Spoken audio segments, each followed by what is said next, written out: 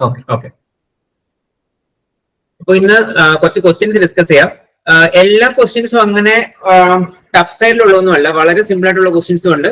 ഒപ്പം കുറച്ച് എന്താ പറയാ ഔട്ട് ഓഫ് സിലബസ് എന്ന് പറയാൻ പറ്റില്ല, പക്ഷെ അത്യാവശ്യം നമുക്ക് കമ്പ്യൂട്ടർ സയൻസ് റിലേറ്റഡ് അറിഞ്ഞിരിക്കേണ്ട കുറച്ച് ക്വസ്റ്റ്യൻസുകൾ നമുക്ക് ഡിസ്കസ് ചെയ്യാം. അത് കുറച്ച് ഞാൻ ഉദ്ദേശമല്ലേ അങ്ങനെയാണ്. അതായത് ചിലപ്പോ നമ്മുടെ സിലബസിന്റെ ഭാഗമല്ല എന്ന് തോന്നിയേക്കാം, പക്ഷെ നമുക്ക് വേണമെങ്കിൽ കുറച്ച് കാര്യങ്ങൾ, കുറച്ച് ഡെപ്തിൽ പഠിക്കേണ്ട കാര്യങ്ങളായിട്ട് തോന്നുന്ന കുറച്ച് കാര്യങ്ങൾ ഞാൻ ആഡ് ചെയ്തിട്ടുണ്ട്. സോ നമുക്ക് സ്റ്റാർട്ട് ചെയ്യാം, ടൈം കളയണ്ട. Okay okay. നമ്മൾ ഇന്നലെ ഡിസ്കസ് ചെയ്ത് നിർത്തിയത് 1 ടെറാബൈറ്റ് ഇസ് ഈക്വൽ ടു എന്നുള്ള ക്വസ്റ്റ്യനിലായിരുന്നു. 1 ടെറാബൈറ്റ് എന്ന് പറയുന്നത് 1024 ജിഗാബൈറ്റ് ആണ് കേട്ടോ. അത് നമ്മൾ ഇന്നലെ ഡിസ്കസ് ചെയ്ത് നിർത്തിയതാണ്. Okay, then simple question. Who is the father of computer? Charles Babbage. Charles Babbage ആണ്. അപ്പൊ ഈ ജെയിംസ് ഗോസ്ലിംഗ് ആരാണ്? എന്തെങ്കിലും ഐഡിയ ഉണ്ടോ? ജാവ എന്ന് പറയുന്ന പ്രോഗ്രാമിംഗ് ലാംഗ്വേജ് കണ്ടുപിടിച്ച ആളാണ് ജെയിംസ് ഗോസ്ലിംഗ് എന്ന് പറയുന്നത്. Okay, James Gosling. Then Dennis Ritchie എന്ന് പറയുന്നത് സി പ്രോഗ്രാമിംഗ് ലാംഗ്വേജ് കണ്ടുപിടിച്ച ആളാണ്. പിന്നെ അവിടെ ബി സൈലന്റ് എന്നാണ് പറയപ്പെടുന്നത്, ബട്ട് ഓക്കെ, ജാർനെ സ്ട്രോസ്ട്രപ്പ് എന്നാണ് പേര്. അടുത്തത് C++ പ്രോഗ്രാമിംഗ് ലാംഗ്വേജ് കണ്ടുപിടിച്ച ആളാണ് കേട്ടോ. ഓക്കെ, സോ ജസ്റ്റ് എക്സ്പ്ലനേഷൻ കൊടുത്തിട്ടുണ്ട്. Father of computers Charles Babbage ആണ്. ജെയിംസ് ഗോസ്ലിംഗ് എന്ന് പറയുന്നത് ജാവ പ്രോഗ്രാമിംഗ് ലാംഗ്വേജ് കണ്ടുപിടിച്ച ആളാണ് കേട്ടോ, ഫാദർ ഓഫ് ജാവ എന്നറിയപ്പെടുന്നത്. ഡെന്നിസ് റിച്ചി എന്ന് പറയുന്നത് programming language, C programming language കണ്ടുപിടിച്ച ആളാണ്.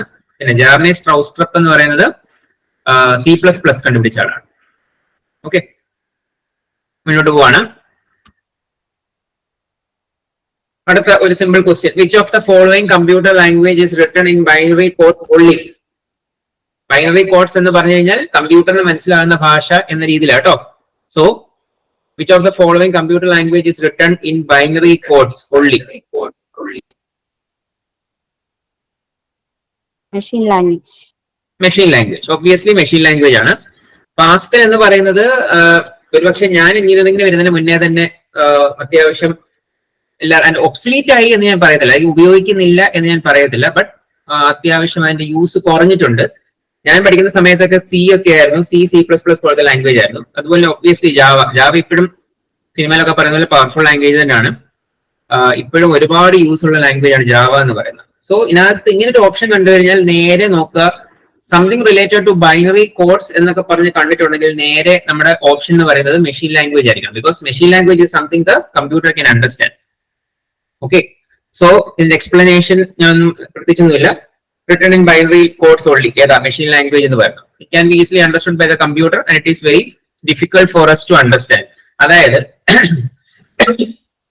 പണ്ട് കമ്പ്യൂട്ടറിനകത്ത് നമ്മളിപ്പോ ഈ ടൈപ്പ് ചെയ്ത് കയറ്റുന്നതിന് പകരം പണ്ട് അതായത് തുടക്കകാലത്ത് കണ്ടുപിടിച്ച മെഷീൻസ് ഒക്കെ നമ്മൾ ബുദ്ധിമുട്ടിയിരുന്ന് ഈ മെഷീന് മനസ്സിലാവുന്ന രീതിയിൽ ഡയറക്റ്റ് സീറോസും വൺസും ഉപയോഗിച്ച് കൺവേർട്ട് ചെയ്ത് എൻറ്റർ ചെയ്ത് കൊടുക്കണമായിരുന്നു. ജസ്റ്റ് ഇമാജിൻ ചെയ്ത് നോക്ക്. ഇപ്പൊ നമുക്ക് ഈ കമ്പ്യൂട്ടറിന് ഇപ്പം എക്സാമ്പിൾ പറഞ്ഞാൽ ഞാനിപ്പോ പറയാം, നമ്മുടെ സ്ക്രീനിലോട്ട് നോക്കി ഞാനിപ്പോ വായിക്കുകയാണ് machine language is written in binary codes only എന്നൊക്കെ പറഞ്ഞ് ഞാനിങ്ങനെ കൊടുക്കുന്നു. ഈ സെന്റൻസ് എനിക്കും വായിക്കാം, നിങ്ങൾക്ക് എല്ലാവർക്കും വായിക്കാം. പക്ഷെ ഇതുപോലത്തെ ഒരു സംഭവം കമ്പ്യൂട്ടറിന് നേരിട്ട് അങ്ങ് മനസ്സിലാവട്ടെ എന്നുള്ള രീതിയിൽ ഓരോ സെന്റൻസുകൾ അല്ലെങ്കിൽ ഓരോ കാര്യങ്ങൾ കമ്പ്യൂട്ടറിന് മനസ്സിലാവുന്ന രീതിയിൽ ബൈനറി കോഡ്സ് ഉപയോഗിച്ച്, ബൈനറി കോഡ്സ് എന്ന് വെച്ച് കഴിഞ്ഞാൽ a combination of zeros and ones ഉപയോഗിച്ച് സോൾവ് ചെയ്യുന്ന രീതി ആയിരുന്നു പണ്ട് ചെയ്തുകൊണ്ടിരുന്നത് ഇനീഷ്യലി. ഓക്കെ, അപ്പൊ അതിനെയാണ് നമ്മൾ മെഷീൻ ലാംഗ്വേജ് എന്ന് പറയുന്നത്. ഞാൻ കഴിഞ്ഞ ദിവസം പറഞ്ഞൊരു സംഭവമാണ് മെഷീൻ ലാംഗ്വേജ് എന്ന് പറയുന്നത്. ഓക്കെ, അപ്പോ ഇതിനകത്ത് ഒരു പ്രത്യേകത എന്ന് വെച്ച് കഴിഞ്ഞാൽ ഇതിനെ ട്രാൻസ്ലേറ്റേഴ്സ് ആവശ്യമില്ല. A machine language unlike other languages requires no translators എന്ന് പറഞ്ഞിട്ടുണ്ട്. ഓക്കെ, അപ്പോ എന്താണ് ഈ ട്രാൻസ്ലേറ്റേഴ്സ്? നമ്മൾ എവിടെങ്കിലും ഈ ട്രാൻസ്ലേറ്റേഴ്സ് കേട്ടിട്ടുണ്ടോ? കേട്ടിട്ടുണ്ട്. ഞാൻ ജസ്റ്റ് നമ്മുടെ അവിടെ ഒന്ന് എഴുതി തരാം. എന്താണ് നമ്മൾ കേട്ടിട്ടുള്ള ട്രാൻസ്ലേറ്റേഴ്സ് എന്ന് ചോദിച്ചു കഴിഞ്ഞാൽ ഇതൊക്കെയാണ് നമ്മൾ കേട്ടിട്ടുള്ള translators. Assembler, okay, interpreter, then compiler. ഇതൊക്കെയാണ് എന്തെന്ന് പറയുന്നത് ട്രാൻസ്ലേറ്റേഴ്സ് എന്ന് പറയുന്നത്. അതായത് ഇതെന്താണെന്ന് ചോദിച്ചു കഴിഞ്ഞാൽ അസംബ്ലർ എന്ന് പറഞ്ഞു കഴിഞ്ഞാൽ എന്താണ് അസംബ്ലി ലാംഗ്വേജ്, അതൊക്കെ എന്തെന്ന് ഞാൻ പിന്നെ പറഞ്ഞുതരാം. അസംബ്ലി ലാംഗ്വേജ് എന്ന് പറയുന്നതിനെ മെഷീൻ ലാംഗ്വേജിലോട്ട് കൺവേർട്ട് ചെയ്യുക. മെഷീൻ ലാംഗ്വേജ് എന്ന് പറഞ്ഞാൽ സീറോസിന്റെയും വൺസിന്റെയും കോമ്പിനേഷൻ ആണ്. അസംബ്ലർ എന്ന് പറഞ്ഞു കഴിഞ്ഞാൽ ഈ പറയുന്ന നിങ്ങൾക്ക് ഇപ്പൊ അത് മനസ്സിലാക്കാൻ പറ്റുന്നുണ്ട്, നിമോണിക് കോഡ്സ് എന്നൊക്കെ പറഞ്ഞ കുറെ കൺസെപ്റ്റുകളൊക്കെ ഉണ്ട്. അത് ഉപയോഗിച്ച് നമ്മൾ ആ അസംബ്ലി ലാംഗ്വേജിനെ മെഷീൻ ലാംഗ്വേജിലോട്ട് കൺവേർട്ട് ചെയ്യുന്ന രീതിയാണ് നമ്മൾ അസംബ്ലർ കൊണ്ട് ഉദ്ദേശിക്കുന്നത്. ഇന്റർപ്രറ്ററും കമ്പൈലറും എന്താന്ന് വെച്ച് കഴിഞ്ഞാൽ ഹൈ ലെവൽ ലാംഗ്വേജ്, അതായത് ഹൈ ലെവൽ ലാംഗ്വേജുകളായ ഇപ്പം C programming language, C++ programming language, അതുപോലത്തെ ലാംഗ്വേജുകളെ നമ്മൾ എന്ത് ചെയ്യും, അതിനെ നമ്മൾ ബൈനറി അല്ലെങ്കിൽ അതിനെ നമ്മൾ മെഷീൻ ലാംഗ്വേജിലോട്ട് കൺവേർട്ട് ചെയ്യുന്ന അതിനെയാണ് നമ്മൾ എന്തെന്ന് പറയുന്നത് ഈ കമ്പൈലർ ഇന്റർപ്രറ്റർ പോലത്തെ ലാംഗ്വേജ് എന്ന് പറയാം. ഓക്കെ, അപ്പോ നമുക്ക് രണ്ട് രീതിയുണ്ട്. ഒന്ന് അസംബ്ലർ ആണ്, ഒരു അസംബ്ലർ എന്ന് പറഞ്ഞ ഒരു കാറ്റഗറി ഉണ്ട്. പിന്നെ നമുക്ക് ഇന്റർപ്രറ്ററും കമ്പൈലറും ഉണ്ട്. നമുക്ക് വീണ്ടും കണ്ടിന്യൂ ചെയ്യാം. Okay, so it requires no translators. The value of radix in binary number system is dash.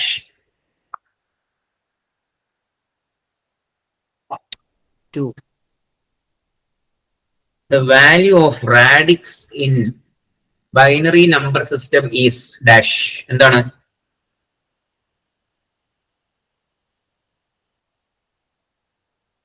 ആരൊക്കെയോ തകർത്തിരുന്ന മെസ്സേജ് അയക്കുന്നുണ്ട്. ഞാൻ ജസ്റ്റ് ഒന്ന് നോക്കിക്കോട്ടെ. യാ, വെരി ഗുഡ്. ഇതിന്റെ ഓപ്ഷൻ എന്ന് പറയുന്നത് എ ആണ്. എ എന്ന് പറയുന്നത് എന്താണ്?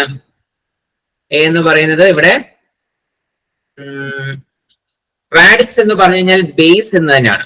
ബേസ് എന്ന് എന്താന്ന് ചോദിച്ചു കഴിഞ്ഞാൽ ജസ്റ്റ് ഇമാജിൻ ചെയ്ത് നോക്കുക. നമ്മൾ പറഞ്ഞിട്ടുണ്ട് ബൈനറി നമ്പർ സിസ്റ്റത്തിൽ രണ്ട് നമ്പേഴ്സേ ഉള്ളൂ, 0യും 1ഉം. സോ 0 ആൻഡ് 1 എന്ന് പറയുന്ന രണ്ട് നമ്പേഴ്സ് ഉള്ളത് കൊണ്ട് അതിന്റെ ബേസ് അല്ലെങ്കിൽ റാഡിക്സ് എന്ന് പറയുന്നത് 2 ആണ്. 8 ബേസ് 8 ആയി കഴിഞ്ഞു കഴിഞ്ഞാൽ അതിന്റെ അർത്ഥം എന്താണ്? അത് ഒക്ടൽ നമ്പർ സിസ്റ്റം ആണ്.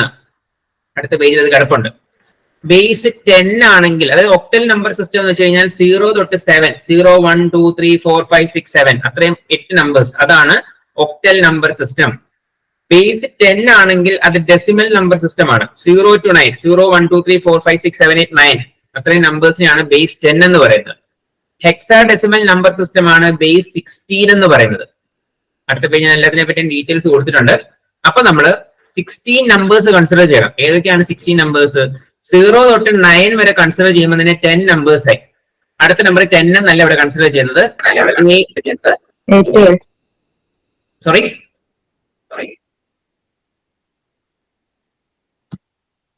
ഡൗട്ട് വല്ലതും ആണോ? അതോ കേൾക്കാവോ? ക്ലിയർ ആണോ? കേൾക്കാം. ഓക്കെ, ശരി. അപ്പോ നമുക്ക് ബേസ് 16 എന്ന് പറഞ്ഞു കഴിഞ്ഞാൽ നമുക്ക് 0 തൊട്ട് 9 വരെയുള്ള നമ്പേഴ്സ് ആയി കഴിയുമ്പോൾ 10 നമ്പേഴ്സ് കിട്ടി. അടുത്ത, അതായത് ബാക്കി 6 നമ്പേഴ്സ് അല്ല, ഹെക്സാഡെസിമൽ എന്ന് പറഞ്ഞു കഴിഞ്ഞാൽ it's A combination of numbers and alphabets, അല്ലെങ്കിൽ ആൽഫ ന്യൂമറിക് എന്നോ ഒക്കെ നിങ്ങൾക്ക് വിളിക്കാൻ സാധിക്കും. ഓക്കെ, അപ്പോ ഹെക്സാഡെസിമൽ എന്ന് പറഞ്ഞു കഴിഞ്ഞാൽ നമുക്ക് ബാക്കി 0 തൊട്ട് 9 വരെ 10 നമ്പേഴ്സ് ആയി. ബാക്കി 10, 11 തൊട്ട് അല്ലെങ്കിൽ 10 to 16 എന്ന് അല്ലെങ്കിൽ 11 to 16 എന്ന് പറയുന്നതിന് നമുക്ക് എന്താണ് ABCDEF എന്ന് പറയുന്ന 6 ലെറ്റേഴ്സ് ഉപയോഗിച്ചാണ് ഡിനോട്ട് ചെയ്യുക. So this is explanation. Binary number system ആണെങ്കിൽ value of the base or radix എന്ന് പറയുന്നത് 2 ആണ്. കറക്റ്റ് ആൻസർ ആണ് നിങ്ങൾ പറഞ്ഞത്. Binary system uses only 2 digits for representation. Therefore ID എന്ന് പറയുന്നത് എന്താണ്? അതിന്റെ ബേസ് ID എന്ന് പറയുന്നത് 2 ആണ്. ഒക്ടൽ നമ്പർ സിസ്റ്റം എന്ന് പറഞ്ഞാൽ ബേസ് 8 ആണ്, 0 to 7 ആണ് കൺസിഡർ ചെയ്യുക. ബേസ് 10 എന്ന് പറഞ്ഞാൽ ഡെസിമൽ നമ്പർ സിസ്റ്റം ആണ്, 0 to 9 ആണ് കൺസിഡർ ചെയ്യുക. ഹെക്സാ ഡെസിമൽ നമ്പർ സിസ്റ്റം എന്ന് പറഞ്ഞു കഴിഞ്ഞാൽ 0 to 9 പ്ലസ് A,B,C,D,E,F അങ്ങനെ 16 നമ്പേഴ്സ് കൺസിഡർ ചെയ്യും. ഇതൊക്കെ വളരെ രസമാണ് കേട്ടോ മുന്നോട്ട് ചെയ്തു പോകുമ്പോൾ. ഇതിന്റെ പല കാൽക്കുലേഷൻസ്, രണ്ട് നമ്പേഴ്സ് നമ്മൾ എങ്ങനെ ആഡ് ചെയ്യാം, സബ്ട്രാക്ട് ചെയ്യാം, അങ്ങനത്തെ പല കാര്യങ്ങളും നമുക്ക് പഠിക്കാൻ സാധിക്കും. Okay, so this is all about the base concept. Okay, so binary number system 2 ആണ്, octal 8 ആണ്, decimal 10 ആണ്, hexadecimal 16 ആണ്. ക്ലിയർ ആണല്ലോ? മുന്നോട്ട് പോട്ടെ. Okay, how many types of architectures are available for designing a device that is able to work on its own? Types of architecture എന്ന് ചോദിക്കുമ്പോൾ നമ്മൾ പഠിച്ചിട്ടുള്ള ഏറ്റവും ഇമ്പോർട്ടന്റ് ആയിട്ടുള്ള ആർക്കിടെക്ചർ എന്ന് പറയുന്നത് വോൺ ന്യൂമാൻ ആർക്കിടെക്ചർ ആണ്. നിങ്ങൾ ഓർക്കുന്നുണ്ടാവും. വോൺ ന്യൂമാൻ ആർക്കിടെക്ചറിനകത്ത് ഇൻപുട്ട് യൂണിറ്റ് ഉണ്ടാവും, ഔട്ട്പുട്ട് യൂണിറ്റ് ഉണ്ടാവും. ഔട്ട്പുട്ട് യൂണിറ്റിന്റെ ഇടയ്ക്ക് ഒരു CPU എന്ന് പറയുന്ന സംഭവം ആഡ് ചെയ്ത് വെച്ചിട്ടുണ്ട്. നമുക്കൊരു കൺട്രോൾ യൂണിറ്റ് ALU, അതുപോലെ തന്നെ വേറെ ഏതാണ് കൺട്രോൾ യൂണിറ്റ് ALU, അതുപോലെ രജിസ്റ്റേഴ്സ്. ഇതിന്റെ മൂന്നെണ്ണത്തിന്റെ കോമ്പിനേഷൻ ആണ് CPU എന്ന് പറയുന്നത്.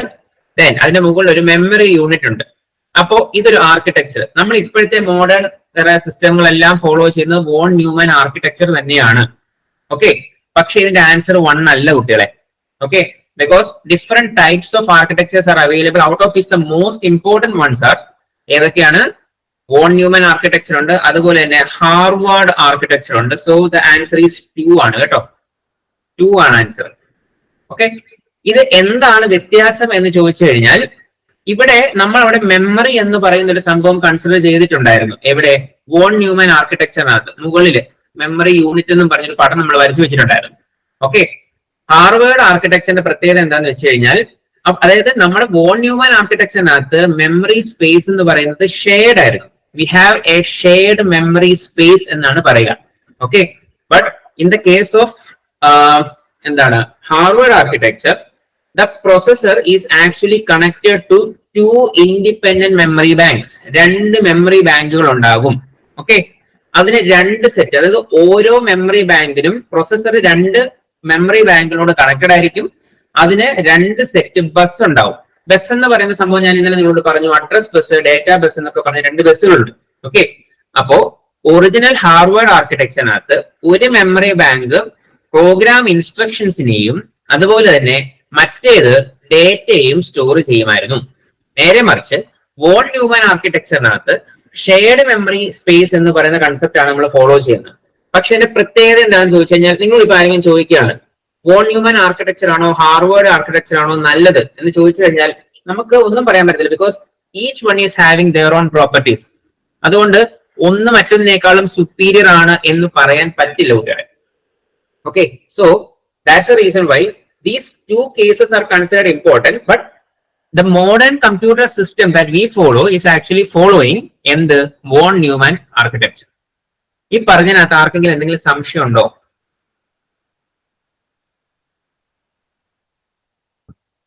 എന്തെങ്കിലും ഡൗട്ട് ഉണ്ടോ കുട്ടികളെ? ഇല്ല. കണ്ടിന്യൂ ചെയ്തോട്ടെ. ഓക്കെ ഓക്കെ, അപ്പം ഇതാണ് വോൺ ന്യൂമാൻ അങ്ങനത്തെ കൺസെപ്റ്റുകൾ കേട്ടോ. ഓക്കെ, ഇനി ഇതിനെ വെച്ച് കുറച്ച് കാര്യങ്ങളാണ്. Which architecture is followed by general purpose micro processors?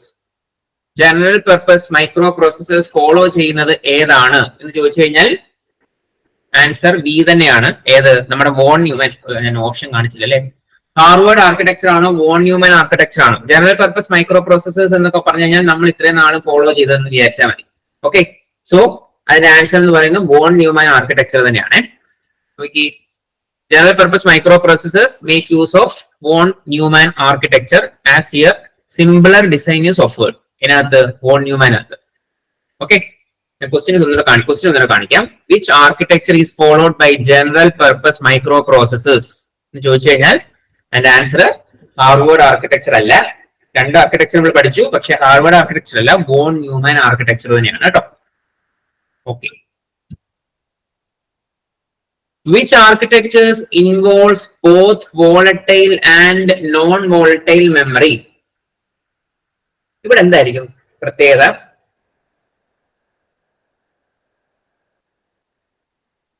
ഇതെന്തായിരിക്കും answer?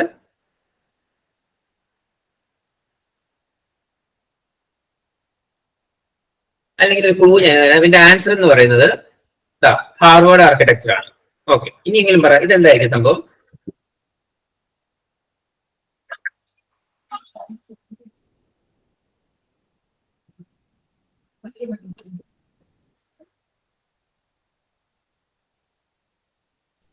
രണ്ട് സെപ്പറേറ്റ് മെമ്മറി ഉണ്ട് എന്ന് പറഞ്ഞതാണോ? 2 സെപ്പറേറ്റ് മെമ്മറി എന്ന് വേണമെങ്കിൽ ശരിയാ, അങ്ങനെ തന്നെയാണ്. ഓക്കെ, അല്ലെങ്കിൽ നമുക്ക് വേറൊരു രീതിയിൽ ഇതിനെ കാണാം. രണ്ട് സെപ്പറേറ്റ് മെമ്മറി ഉണ്ട് എന്ന കൺസെപ്റ്റ് നമുക്ക് ഉപയോഗിക്കാൻ സാധിക്കും.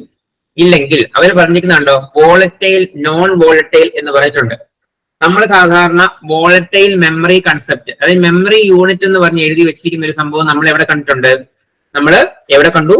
നമ്മൾ വോൺ ന്യൂമാൻ ആർക്കിടെക്ചറിൽ കണ്ടു. മെമ്മറി യൂണിറ്റിനകത്ത് നമ്മൾ മെയിൻലി കൺസിഡർ ചെയ്യുന്ന ആ ഫിഗറിനകത്ത് കൺസിഡർ ചെയ്യുന്ന മെമ്മറി യൂണിറ്റ് റാം റോം പോലത്തെ സംഭവങ്ങളാണ്. അവയൊക്കെ റാം റോം അല്ല റാം പോലത്തെ കാര്യങ്ങളാണ്. അപ്പോ റാം എന്നൊക്കെ പറയുന്നത് എന്ത് മെമ്മറിയാണ്? വോളറ്റൈൽ മെമ്മറിയാണ്. പക്ഷേ ആർക്കിടെക്ചർ ശരിക്കും പറഞ്ഞാൽ ഹാർവേഡ് ആർക്കിടെക്ചർ എന്ന് പറയുന്നത് നമുക്കൊരു ശരിക്കും പറഞ്ഞാൽ ഒരു വലിയൊരു സിലബസ് തന്നെ എടുത്ത് പഠിപ്പിക്കാനുള്ള സാധനങ്ങളുണ്ട് കേട്ടോ. അപ്പം ഈ രണ്ട് തരത്തിലുള്ള മെമ്മറിയെ ഡീല് ചെയ്യുന്ന ആർക്കിടെക്ചർ ഏതാണെന്ന് ചോദിച്ചു കഴിഞ്ഞാൽ the answer is Harvard architecture. Clear ആണല്ലോ? മനസ്സിലായോ? നമുക്ക് പ്രൊസീഡ് ചെയ്യാം. ഇവിടെ നോക്കി, both volatile and non-volatile memories are involved. This is done to increase its efficiency as both the memories are being used over here. Clear? Then next question. 1 yottabyte is equal to. ഇത് ഞാൻ ഇന്നലെ നിങ്ങളോട് promise ചെയ്തൊരു question ആയിരുന്നു. ഇങ്ങനൊരു question ചോദിച്ചു കഴിഞ്ഞാൽ നിങ്ങൾക്ക് നിഷ്പ്രയാസം സോൾവ് ചെയ്യാൻ പറ്റുന്ന രീതിയിൽ ഒരു സംഭവമാണ്. അപ്പോ ക്വസ്റ്റ്യൻ ഇതായിരുന്നു, ഇതിനെ നമുക്ക്, അതായത് നമ്മൾ സാധാരണ കേസിൽ നമ്മൾ ഇന്നലെ എനിക്ക് തോന്നുന്നു മെസ്സേജിന്റെ പാർട്ടിൽ എഴുതി വെച്ചിട്ടുണ്ടായിരുന്നു 1024 ബൈറ്റ്സ് എന്ന് പറയുന്നത് കിലോബൈറ്റ് ആണ്, 1024 കിലോബൈറ്റ് എന്ന് പറയുന്നത് മെഗാബൈറ്റ് ആണ്, 1024 മെഗാബൈറ്റ് എന്ന് പറയുന്നത് എന്താണ് ജിഗാബൈറ്റ് ആണ്, 1024 ജിഗാബൈറ്റ് എന്ന് പറയുന്നത് എന്തായിരുന്നു ടെറാബൈറ്റ് ആണ്, ടി ബി. ഓക്കെ, ആ ടി ബി വരെയുള്ള സാധനങ്ങൾ ഇവിടെ കിടപ്പുണ്ട് കേട്ടോ. 1024 ടി ബി എന്ന് പറയുന്നത് അവിടെ കിടപ്പുണ്ട്, ടി ബി. പിന്നെ ഇ ബി ഉണ്ട്. ഓക്കെ, എന്തൊക്കെയാണെന്ന് വെച്ച് കഴിഞ്ഞാൽ ടി ബി എന്ന് പറയുന്നത് ടെറാബൈറ്റ് ആണ്, ഇ ബി എന്ന് പറയുന്നത് എക്സാബൈറ്റ് ആണ്, ഇസഡ് ബി എന്ന് പറയുന്നത് സെറ്റാബൈറ്റ് ആണ്. ഓക്കെ, പി ബി എന്ന് പറഞ്ഞു കഴിഞ്ഞാൽ പെറ്റാബൈറ്റ് ആണ്. ഇതിന്റെ ആൻസർ എന്താണെന്നുള്ളത് ഞാൻ കറക്റ്റ് ആയിട്ട് പറഞ്ഞുതരാം. ഓക്കെ, അതിനുവേണ്ടി ഞാനൊരു 1 യോട്ടാബൈറ്റ്, ഇതിന്റെ ആൻസർ എന്താണെന്ന് വെച്ച് കഴിഞ്ഞാൽ സി ആണ്. 1024 സെറ്റാബൈറ്റിനെയാണ് 1 യോട്ടാബൈറ്റ് എന്ന് പറയുന്നത്, യോട്ടാബൈറ്റ്. ഓക്കെ, ഇത് എങ്ങനെ എഴുതാം എന്നുള്ളത് ഞാനൊരു ബോക്സ് അവിടെ വരച്ചിട്ടുണ്ട്. 8 ബിറ്റിനെ 1 ബൈറ്റ്, 1024 ബൈറ്റിനെ 1 kilobyte, 1024 kilobyte 1 megabyte, 1024 megabyte 1 gigabyte, 1024 gigabyte 1 terabyte, 1024 terabyte എന്ന് പറയുന്നതാണ് എന്ത് പെറ്റാബൈറ്റ് അല്ലെങ്കിൽ പെറ്റാബൈറ്റ് എന്നൊക്കെ പറയും, പീറ്റാബൈറ്റ് എന്ന് ചിലർ പറയാറുണ്ട്. ഓക്കെ, 1024 പീറ്റാബൈറ്റിനെയാണ് നമ്മൾ എന്തെന്ന് പറയുന്നത് എക്സാബൈറ്റ് എന്ന് പറയുന്നത്. എക്സാബൈറ്റിന്റെ 1024 എത്തിക്കഴിഞ്ഞു കഴിഞ്ഞാൽ അത് സെറ്റാബൈറ്റ് എന്ന് പറയും. 1024 സെറ്റാബൈറ്റ് ഇവിടുത്തെ ക്വസ്റ്റ്യൻ എന്ന് പറയുന്നതാണ് 1 യോട്ടാബൈറ്റ് എന്ന് പറയുന്നത്. ഇച്ചിരി സമയം എടുക്കും മനസ്സിലാകാം കേട്ടോ. പെട്ടെന്ന് എന്നോട് ചോദിച്ചു കഴിഞ്ഞാൽ എനിക്കും കൺഫ്യൂഷൻ ആക്കാം കേട്ടോ. അപ്പൊ നിങ്ങൾ ഇത് ചോദിക്കും എന്നുള്ള ഒരു ഉറപ്പുമില്ല, ബട്ട് ചോദിച്ചാൽ എഴുതാം. ബട്ട് ഇത് ഞാൻ ഈ ക്വസ്റ്റ്യൻ, ഈ 1 യോട്ടാബൈറ്റ് ഈസ് ഈക്വൽ ടു എന്ന ഈ ക്വസ്റ്റ്യൻ ഇല്ലേ, ഇത് ഞാൻ ഒരു സൈറ്റിൽ നിന്ന് ബുക്ക് ചെയ്തതാണ്, അല്ലാതെ ഞാൻ നിങ്ങളെ കുഴപ്പിക്കാൻ വേണ്ടി ഇട്ടതല്ല കേട്ടോ. ഓക്കെ, പിന്നെ 1024 യോട്ടാബൈറ്റ് എന്ന് പറയുന്നത് ബ്രോൺടോബൈറ്റ് എന്നാണ് പറയാ, 1 ബ്രോൺടോബൈറ്റ്.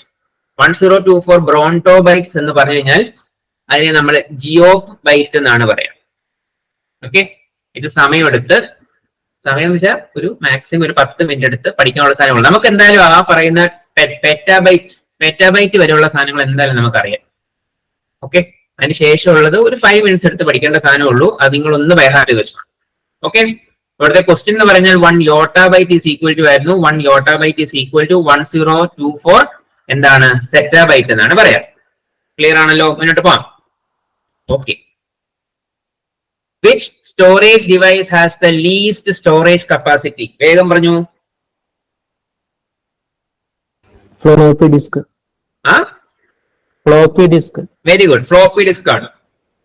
ഫ്ലോപ്പി ഡിസ്ക് എന്നൊക്കെ പറയുന്നത് ഞാൻ ഒരു 5ാം ക്ലാസ്സിൽ 6ാം ക്ലാസ്സിലൊക്കെ പഠിക്കുന്ന സമയത്ത് ഒരു ഫ്ലോപ്പി ഡിസ്കിന്റെ മാക്സിമം കപ്പാസിറ്റി എന്നൊക്കെ പറയുന്നത് ഒരു എന്താ പറയാ 1.44 MB ആ റേഞ്ചിലൊക്കെ ഉണ്ടായിരുന്നുള്ളൂ. MB ആണേ. നമുക്ക് അതായത് ഒരു സിനിമയൊക്കെ തന്നെ നിങ്ങൾ സിനിമ ഈ ടെലിഗ്രാമിലൊക്കെ സിനിമ ഡൗൺലോഡ് ചെയ്ത് കാണുമ്പോൾ കണ്ടുണ്ടാവും 720 റിപ്പ് എന്നൊക്കെ പറഞ്ഞ് നിങ്ങൾ കണ്ടുണ്ടാവും, അല്ലെങ്കിൽ 1.2 GB സിനിമ എന്നൊക്കെ പറഞ്ഞ് നമ്മൾ കണ്ടുണ്ടാവും. അപ്പോ ഒരു ഫ്ലോപ്പി ഡിസ്കിനകത്ത് ഒരു സിനിമ പോയിട്ട് നേരെ ഒരു പാട്ട് പോലും കയറത്തില്ല എന്ന് ചുരുക്കം. ഓക്കെ, അതവിടെ നിൽക്കട്ടെ. അതിന്റെ കറക്റ്റ് ആൻസർ ആണ് ലീസ്റ്റ് സ്റ്റോറേജ് കപ്പാസിറ്റി എന്ന് പറയുന്നത് ഫ്ലോപ്പിക്കാണ്. അത് കഴിയുമ്പോൾ വരുന്ന ഒരു സംഭവമാണ് ആര്? സി ഡി എന്ന് പറയുന്നത് കപ്പാസിറ്റി കുറച്ചുകൂടെ കൂടി. ഓക്കെ, ഒരു സിനിമ കുറച്ചുകൂടെ കപ്പാസിറ്റി കുറഞ്ഞ, അല്ലെങ്കിൽ 720 MB സിനിമ കയറിയില്ലെങ്കിൽ പോലും അറിയാം നിങ്ങൾക്ക് ഒരു 450 MB ഒരു സിനിമയൊക്കെ കയറാൻ പറ്റുന്ന രീതിയിലുള്ള സി ഡി പാട്ടുകളൊക്കെ ഇഷ്ടം പോലെ കയറും. ഓക്കെ, DVD ആയി കഴിഞ്ഞപ്പോൾ കുറച്ചുകൂടെ GB കണക്കിലോട്ട് കാര്യങ്ങൾ പോയി. Okay, 4.7 GB. പിന്നെ അതിനകത്ത് തന്നെ 2 പ്ലാറ്റർ ഉപയോഗിച്ച് 2 സൈഡിൽ ഉപയോഗിക്കാൻ പറ്റുന്ന കൺസെപ്റ്റുകളൊക്കെ വന്ന് കുറച്ച് GB കണക്കുകളൊക്കെ കൂടി DVDയുടെ കേസിൽ. ബ്ലൂറേ ആയി കഴിഞ്ഞപ്പോഴത്തേക്ക് പിന്നെ എന്തായി? സ്റ്റോറേജ് കൊണ്ട് സ്റ്റോറേജ് ആയി. അത് കഴിഞ്ഞപ്പോഴത്തേക്ക് ഈ ബ്ലൂറേ ഡിസ്കുമായിട്ടൊക്കെ കയ്യിൽ ഇങ്ങനെ ഒരു ചക്രം പോലെ കൊണ്ടു നടക്കാനേക്കാളും കുറച്ചുകൂടി എളുപ്പമുള്ള സാധനങ്ങളാണെന്ന് മനസ്സിലാക്കി എന്തായി? പെൻഡ്രൈവുകൾ പോലത്തെ സംഭവങ്ങളാണ് മെയിൻ ആയിട്ട് പിന്നെ യൂസ് ചെയ്യാൻ തുടങ്ങിയിരിക്കുന്നത്. പെൻഡ്രൈവ് എന്ന് പറയുന്നത് 2 GB, 4 GB, 8 GB, 16 GB എന്നൊക്കെ പറഞ്ഞ് പല കണക്കുകൾ പോവും. അത് കഴിഞ്ഞപ്പോഴത്തേക്ക് ഇതിനേക്കാളും നല്ലത് എന്തിനാ നമ്മൾ ഇമ്മാതിരി സാധനങ്ങൾ മാത്രം കൊണ്ട് നടക്കണം, കുറച്ച് നമ്മുടെ ബാഗിനകത്തോ ലാപ്ടോപ്പ് ബാഗിനകത്തോ കൊണ്ട് നടക്കാം എന്നുള്ള രീതിയിൽ നമ്മൾ പോർട്ടബിൾ ഹാർഡ് ഡിസ്കിലോട്ട് പോയി. അവിടെ നമ്മൾ TV കണക്കുകളൊക്കെ കണ്ടു. TV എന്ന് പറഞ്ഞു കഴിഞ്ഞാൽ ഇപ്പൊ എന്താണെന്ന് മനസ്സിലായി കാണുമല്ലോ, ടെറാബൈറ്റ് ആണ്. ഓക്കെ, അപ്പോ ഇതാണ് അതിന്റെ ഒരു സംഗ്രഹം. ഓക്കെ, ജസ്റ്റ് നോക്കി ഫ്ലോപ്പി ഡിസ്ക് എന്ന് പറഞ്ഞു കഴിഞ്ഞാൽ today the most commonly use floppy disk എന്ന് പറഞ്ഞാൽ 3.5 ഇഞ്ച്. ഇതൊന്നും ചോദിക്കത്തില്ല കേട്ടോ. കപ്പാസിറ്റി എന്ന് പറയുന്നത് 800 KB തൊട്ട് 2.8 MB വരെ കിട്ടും എന്നാണ് പറയുന്നത്. പക്ഷെ സ്റ്റാൻഡേർഡ് എന്ന് പറയുന്നത് 1.44 MB ആണ്. ഓക്കെ, പിന്നെ CD എന്ന് പറയുന്നതിന്റെ കപ്പാസിറ്റി 650 MB തൊട്ട് 700 MB വരെയാണ്. ബ്ലൂറേ എന്ന് പറയുന്നത് അതാ ഞാൻ മുമ്പേ പറഞ്ഞത് സിംഗിൾ ലെയർ, ഡബിൾ ലെയർ, അല്ലെങ്കിൽ single layer, 2 layer, dual layer എന്നൊക്കെ പറഞ്ഞു കിട്ടും. അപ്പോ ബ്ലൂറേ ഡിസ്കിന്റെ പ്രത്യേകത എന്ന് വെച്ച് കഴിഞ്ഞാൽ 25 GB വരെ അത് ഹോൾഡ് ചെയ്യുന്നു സിംഗിൾ ലെയർ ആണെങ്കിൽ. ഡുവൽ ലെയർ ആണെങ്കിൽ എന്താണ്? അത് 50 GB വരെയൊക്കെ ഹോൾഡ് ചെയ്യും. ഓക്കെ, അതായത് നമുക്ക് 2 layers of information, one on top of the other, ഒന്നിന്റെ മുകളിൽ ഒന്ന് എന്നുള്ള രീതിയിലാണ് ബ്ലൂറേ അറേഞ്ച് ചെയ്ത് വെച്ചേക്കുന്നത്. ഞാനൊക്കെ ബിടെക് പഠിക്കുന്ന സമയത്ത് ഒരു DVD അന്നത്തെ സമയത്ത് ഒരുപക്ഷെ DVD പെൻഡ്രൈവ് വന്നു, അതിന് മുന്നേ ഉള്ള ഒരു സമയത്ത് ഒരു DVD ആയിരിക്കാം ഒരു പക്ഷെ. അന്നൊക്കെ ഒരു 4.7 GB ഒരു DVD എന്ന് വെച്ച് കഴിഞ്ഞാൽ അതൊരു അസറ്റ് ആയിരുന്നു. പക്ഷെ അതിനും എന്ത് കണ്ടുപിടിച്ചു? ഡ്യുവൽ ലെയർ കണ്ടുപിടിച്ചു. ഡ്യുവൽ ലെയർ കണ്ടുപിടിച്ചെന്ന് വെച്ച് കഴിഞ്ഞാൽ അതിൽ തന്നെ മുമ്പേ പറഞ്ഞ പോലെ ബ്ലൂറേ ഡിസ്കിന്റെ കാര്യം പറഞ്ഞ പോലെ one on top of the other എന്നുള്ള രീതിയിൽ 2 ലെയേഴ്സ് ഓഫ് ഇൻഫർമേഷൻ സെറ്റ് ചെയ്ത് അതിന് ഒരു 8.5 GB വരെ കണക്ക് കൊടുത്തു. അപ്പൊ ഈ ലിസ്റ്റ് പ്രകാരം ഏറ്റവും കൂടുതൽ ഡേറ്റ സ്റ്റോർ ചെയ്യുന്ന ആളാരാണ്? ഒബ്വിയസ്ലി ബ്ലൂറേ ഡിസ്ക് ആണ്. ഓക്കെ, പക്ഷേ ഇതിനകത്ത് ശ്രദ്ധിക്കേണ്ട കാര്യം നിങ്ങളോട് ഒരിക്കലും ചോദിക്കാൻ പോകുന്നില്ല. ബിക്കോസ് ഇതിനകത്ത് ഇപ്പം ശരിക്കും ഞാൻ പറയുന്ന ഒരു ക്വസ്റ്റ്യൻ മീനിങ്ലെസ് ആയി പോകും പെൻഡ്രൈവ് എന്ന് പറഞ്ഞൊരു ഓപ്ഷനകത്ത് വന്നു കഴിഞ്ഞാൽ. ബിക്കോസ് പെൻഡ്രൈവിന്റെ പല രീതിയിലുള്ള പെൻഡ്രൈവുകൾ, പല സൈസിലുള്ള പെൻഡ്രൈവുകൾ അവൈലബിൾ ആണ്. അല്ലെങ്കിൽ വേറൊരു ഓപ്ഷൻ എന്ന് പറഞ്ഞു കഴിഞ്ഞാൽ ഇപ്പൊ നിങ്ങളോട് ചോദിക്കുകയാണ് പോർട്ടബിൾ ഹാർഡ് ഡിസ്ക് എന്ന് പറഞ്ഞു കഴിഞ്ഞാൽ 20 TB വരെയൊക്കെ പോകുന്ന കേസസ് ഒക്കെ ഉണ്ട്. 20 TB, ജസ്റ്റ് ഇമാജിൻ 2 TB തൊട്ട് 20 TB വരെ എന്നൊക്കെ പറഞ്ഞു കഴിഞ്ഞാൽ, കാരണം നമ്മൾ ജസ്റ്റ് ഗൂഗിളിൽ അടിച്ചു നോക്കിയാണെങ്കിൽ 20 TBയുടെ ഒക്കെ സാധനങ്ങൾ ഇറങ്ങിയിട്ടുണ്ട്. ഓക്കെ, പക്ഷെ അതിന് മുകളിൽ ചിലപ്പോൾ നിങ്ങൾക്ക് അറിയാമായിരിക്കും. ശരിക്ക് ഞാനും പണ്ടങ്ങാണ്ട് വായിച്ച അറിവാണ് ഞാൻ പറയുന്നത്. ബട്ട് 20 TB വരെയൊക്കെ പോകാറുണ്ട്. 20 TB അവിടെ കിടക്കുന്നു, ഈ 25 GB അവിടെ കിടക്കുന്നു, GB അവിടെ കിടക്കുന്നു. ഓക്കെ, അപ്പൊ ഇത് പ്രകാരം ഏറ്റവും കുറവ് എന്ന് പറയുന്നത് ഫ്ലോപ്പി ഡിസ്കിനും ഏറ്റവും കൂടുതൽ എന്ന് പറഞ്ഞു കഴിഞ്ഞാൽ ബ്ലൂറേ ഡിസ്കിനുമാണ്. Okay, so the question just ഒന്നിട്ട് നോക്കുക. ലീസ്റ്റ് സ്റ്റോറേജ് കപ്പാസിറ്റി ആണ് ചോദിക്കുന്നത്. So obviously the answer is floppy disk. Okay, so let's move on. ഇത് നിങ്ങൾ ശരിക്കും പറഞ്ഞാൽ ഇത് നമുക്ക് അസംബ്ലി ലാംഗ്വേജിൽ എഴുതേണ്ട ഒരു സംഭവം എന്ന രീതിയിലൊക്കെ പറയാം. അപ്പോ നിങ്ങൾ ഇത് അസംബ്ലി ലാംഗ്വേജ് വരെ പഠിച്ചില്ലല്ലോ. അസംബ്ലി ലാംഗ്വേജ് ഒക്കെ പഠിക്കണമെങ്കിൽ ഒരുപാട് ഡെപ്തിലോട്ട് പോകേണ്ടി വരും. പക്ഷെ ഞാനൊരു ഇൻസ്ട്രക്ഷൻ തരുന്നതേ ഉള്ളൂ. In the instruction add A, B. അപ്പൊ ഇത്തരം കാര്യങ്ങൾ ഞാൻ ആഡ് എന്ന് കണ്ടു കഴിഞ്ഞാൽ അതിന്റെ അർത്ഥം എന്ന് വെച്ച് കഴിഞ്ഞാൽ അഡീഷൻ ഓപ്പറേഷൻ പെർഫോം ചെയ്യാൻ പോവാണ്. അഡീഷൻ ഓപ്പറേഷന്റെ സ്ഥാനത്ത് ആഡ് A, B എന്ന് പറഞ്ഞിട്ട് ക്വസ്റ്റ്യൻ ചോദിച്ചിരിക്കുന്നത് ആൻസർ ഗെറ്റ് സ്റ്റോർഡ് ഇൻ എവിടെയാണ് നമ്മുടെ ആൻസർ കൊണ്ട് സ്റ്റോർ ചെയ്ത് വെക്കാൻ പോകുന്നത് എന്നാണ് ക്വസ്റ്റ്യൻ. അങ്ങനെ വരുമ്പോ ചെയ്യാൻ പറ്റുന്ന ഒരു കാര്യം എന്താണെന്ന് വെച്ച് കഴിഞ്ഞാൽ ഇത്ര ഉള്ള സംഭവം, ഒരു instruction followed by destination followed by source എന്നതാണ് അതിന്റെ രീതി എന്ന് പറയുന്നത്. അപ്പൊ ഇവിടെ ഇൻസ്ട്രക്ഷൻ എന്ന് പറയുന്നത് ആഡ് ഇൻസ്ട്രക്ഷൻ, ഡെസ്റ്റിനേഷൻ എന്ന് പറയുന്നത് അതായത് എയും ബിയിലും ഓരോ നമ്പേഴ്സ് ഇട്ട് വെച്ചിരിക്കാന്ന് വിചാരിക്കുക. എയും ബിയും കൂടെ ആഡ് ചെയ്യുന്നു, ഏതൊരു റിസൾട്ട് കിട്ടി, ആ റിസൾട്ട് കൊണ്ട് എവിടെ കൊണ്ടിട്ട് വെക്കും? എയിൽ കൊണ്ടിട്ട് വെക്കും. അത് എപ്പോഴും എ ആകണമെന്നില്ല, ആ പൊസിഷൻ നോക്കണം. അതായത് എപ്പോഴും instruction followed by destination followed by source എന്ന് പറയുന്നതാണ്. So the answer get stored in എന്ന് ചോദിച്ചു കഴിഞ്ഞാൽ ഇവിടുത്തെ ഉത്തരം ഏതായിരിക്കും?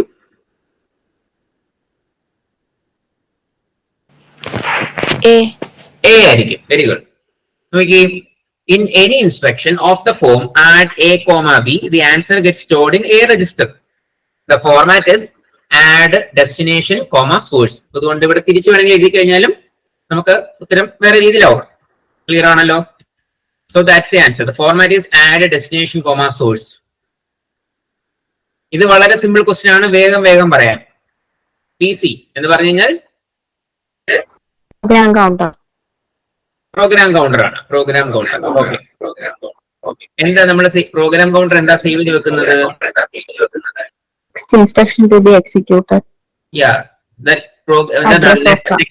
നെക്സ്റ്റ് ആയിരിക്കും, അതായത് നെക്സ്റ്റ് ഇൻസ്ട്രക്ഷൻ ആയിരിക്കും നമ്മൾ സേവ് ചെയ്ത് വെക്കുന്നത്. അതായത് program counter contains the address of the next instruction which is to be fetched by the control unit. ബാക്കിയെല്ലാം ഈ ഫുൾ ഫോമുകൾ ചോദിക്കുമ്പോൾ ഒബ്വിയസ്ലി ഈ ബാക്കി കാര്യങ്ങൾ പറയുന്ന സംഭവങ്ങളെല്ലാം ഉപയോഗശൂന്യമായിട്ടുള്ള കാര്യങ്ങളായിരിക്കും കേട്ടോ. അതുകൊണ്ടാണ് അത് അവിടെ അങ്ങനെ കൊടുത്തേക്കുന്നത്. So the other options are invalid എന്നാണ് കൊടുത്തേക്കുന്നത് കണ്ടോ. Okay, next question. Which of the following holes the last instruction fetched? നിങ്ങളെ ഞാൻ തിയറി പഠിപ്പിച്ച സമയത്ത് which of the following holds the last instruction എന്നല്ല പറഞ്ഞു, നെക്സ്റ്റ് ഇൻസ്ട്രക്ഷൻ എന്ന് പറയുന്ന സംഭവം പഠിപ്പിച്ചു. അതെന്താണ്? PC ആണ്. ഓക്കെ, ലാസ്റ്റ് ഇൻസ്ട്രക്ഷൻ അല്ലെങ്കിൽ ഓൾറെഡി ഫെച്ച് ചെയ്യപ്പെട്ട സംഭവങ്ങൾ എവിടെയാണ് സ്റ്റോർ ചെയ്യുന്നത്?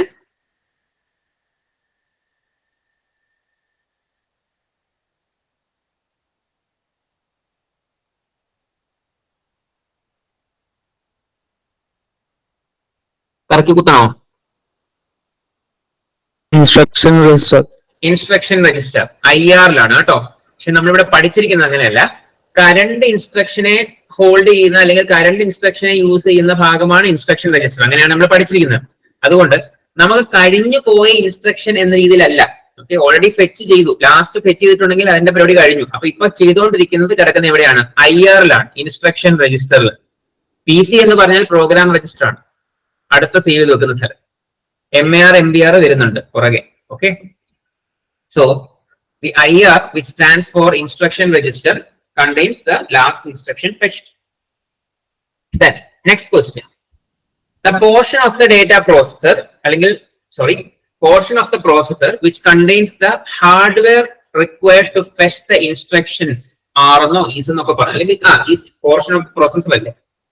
ഇതെന്തായിരിക്കും ഇതിന്റെ ആൻസർ? ഞാനൊരു കാര്യം ഫ്രാങ്ക് ആയിട്ട് പറയാം. ഈ ക്വസ്റ്റ്യന്റെ ആൻസർ എന്ന് പറഞ്ഞാൽ ശരിക്കും പറഞ്ഞാൽ കുറച്ച് ദിവസം മുന്നേ വായിച്ചപ്പോഴാണ് എനിക്കും ഇതിനെപ്പറ്റി ഒരു ഐഡിയ തന്നെ കിട്ടിയത് കേട്ടോ. അതായത് ഇതങ്ങനെ കമ്പ്യൂട്ടറിനകത്ത് നമ്മൾ സ്ഥിരമായിട്ട് യൂസ് ചെയ്യുന്ന ഒരു സംഭവം അല്ല. ഓക്കെ, ഇത് ഇങ്ങനെ ഒരു അതായത് ഒരു ഗ്രൂപ്പിന് ഇങ്ങനെ ഒരു പേരുണ്ട് എന്നുള്ളതും എനിക്കൊരു പുതിയ അറിവായിരുന്നു. ആൻസർ എന്ന് പറയുന്നത് ഡേറ്റ പാത്ത് ആണ് കേട്ടോ. Data path. ഡേറ്റ പാത്ത് എന്ന് പറഞ്ഞു കഴിഞ്ഞാൽ ഇവിടെ കൊടുത്തിട്ടുണ്ട്. നോക്കി, it contains the hardware required to fetch the operations. അതായത് നിങ്ങൾക്ക് ഇതൊക്കെ കാണുമ്പോൾ ഭയങ്കര ബുദ്ധിമുട്ടായിട്ട് തോന്നുന്നുണ്ടെങ്കിൽ ജസ്റ്റ് നോക്കുക, ഏതൊക്കെയാണോ നമ്മുടെ ഓപ്പറേഷൻസ്, റിക്വയർഡ് ഓപ്പറേഷൻസ്, അത് പെർഫോം ചെയ്യാൻ വേണ്ടിയുള്ള ഹാർഡ്വെയറിനെ ജനറലി നമുക്ക് ഡേറ്റ പാത്ത് എന്ന് പറയാം. അതായത് ALU, രജിസ്റ്റേഴ്സ്, ഇന്റേണൽ ബസ്, ഇതിനെല്ലാം കൂടെ നമുക്ക് ഡേറ്റ പാത്ത് എന്ന് വിളിക്കാം.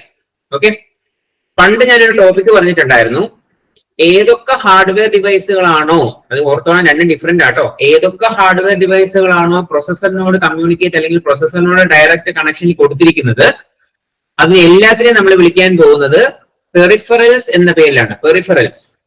ഓക്കെ, ഇവിടെ ഓർത്തോണം, ഹാർഡ്വെയർ റിലേറ്റഡ് ആയിട്ടുള്ള കാര്യങ്ങൾ എവിടൊക്കെ കാര്യങ്ങൾ വരുന്നുണ്ടോ, അപ്പോ ഈ ഹാർഡ്വെയർ എന്തൊക്കെ ഒരു റിക്വയർഡ് ഓപ്പറേഷൻ പെർഫോം ചെയ്യാനുണ്ടോ, ഇതിനെ എല്ലാത്തിനെയും കൂടെ നമ്മൾ എന്ന് വിളിക്കുന്നത് എന്താണ്? ഡേറ്റ പാത്ത് എന്നാണ് വിളിക്കുക. കൺട്രോൾ എന്ന് പറഞ്ഞാൽ എന്ത് ഡേറ്റ പാത്ത് ചെയ്യണം എന്ന് കൺട്രോൾ ചെയ്യുന്ന ആളാണ്, അല്ലെങ്കിൽ പറഞ്ഞു കൊടുക്കുന്ന ആളാണ് കൺട്രോൾ എന്ന് പറയുന്നത്. ഇത് കൺട്രോൾ യൂണിറ്റ് അല്ല.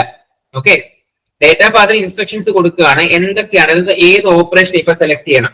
ഓക്കെ, അല്ലെങ്കിൽ ഡിഫറെന്റ് കമ്പോണൻസ് ഉണ്ട് ALU-നകത്ത്. അപ്പോ ഈ ALU എന്ന് പറയുന്നതിനകത്ത് ഏതൊക്കെ കമ്പോണൻസ് അല്ലെങ്കിൽ ഏതൊക്കെ അറിഥമെറ്റിക് യൂണിറ്റുകൾ, അറിഥമെറ്റിക് യൂണിറ്റിനകത്ത് മൾട്ടിപ്പിൾ ആഡേഴ്സ് പോസിബിൾ ആണ്. ഓക്കെ, അഡീഷൻ ഓപ്പറേഷൻ അല്ലെങ്കിൽ ഒരു ലോജിക് ഓപ്പറേഷനും ഒരു ഇതും തമ്മിൽ എന്തെങ്കിലും ഒരു ഡേറ്റ മൂവ്മെന്റ് നടത്തണോ പോലത്തെ കാര്യങ്ങളെല്ലാം തീരുമാനിക്കുന്നത് കൺട്രോൾ എന്ന് പറയുന്ന കൺസെപ്റ്റാണ്. ഓക്കെ, സോ ഹാർഡ്വെയർ റിലേറ്റഡ് ആയിട്ട് ഒരു പർട്ടിക്കുലർ ഓപ്പറേഷൻ അല്ലെങ്കിൽ റിക്വയർഡ് ഓപ്പറേഷൻ പെർഫോം ചെയ്യാൻ വേണ്ടി നമ്മൾ കൊടുക്കുന്ന സംഭവമാണ് എന്തെന്ന് പറയുന്നത് ഡേറ്റ പാത്ത് എന്ന് പറയുന്നത്. ക്വസ്റ്റ്യൻ ഒന്നുകൂടെ നോക്കൂ. Portion of the processor which contains the hardware required to fetch the operations എന്ന് പറഞ്ഞു കഴിഞ്ഞാൽ അതിന്റെ ആൻസർ ഡേറ്റ പാത്ത്.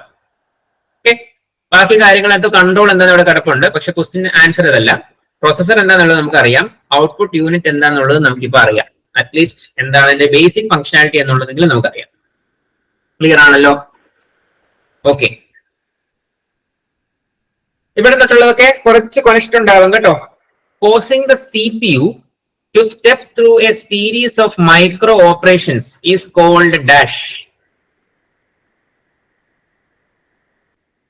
ഒരു സീരീസ് ഓഫ് ചെറിയ ചെറിയ ഓപ്പറേഷൻസ് CPU-നെ കൊണ്ട് ചെയ്യിക്കുന്ന പ്രൊസീജിയറിന്റെ പേരെന്താണ്?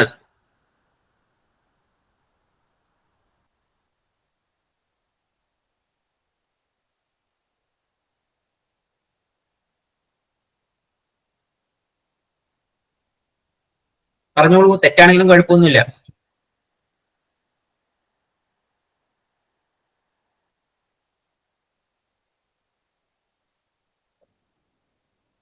എക്സിക്യൂഷൻ ആണോ, റൺ ടൈം ആണോ, സീക്വൻസിങ് ആണോ, പൈപ്പ് ലൈനിങ് ആണോ?